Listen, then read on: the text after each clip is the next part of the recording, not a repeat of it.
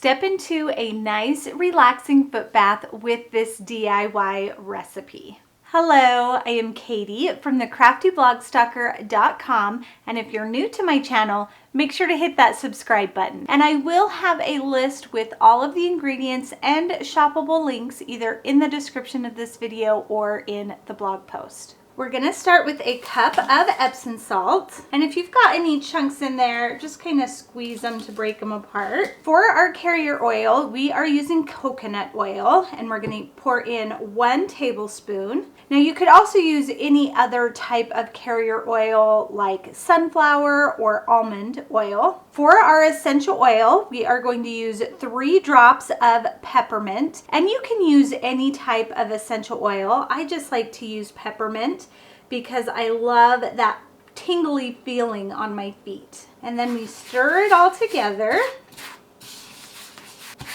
It smells so good.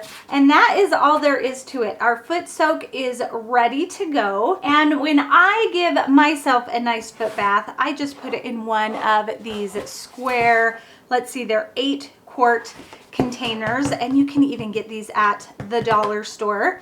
So you dump all of your Epsom salt mixture in, and then fill it about halfway with warm water, and then you can soak. I usually soak until the water gets cold, but then finish it off with a nice little pumice stone and some lotion, and your feet are going to feel amazing. If you want more DIY and craft tutorials, make sure to check out my website, craftyblogStalker.com. Thanks everyone. Bye and happy crafting!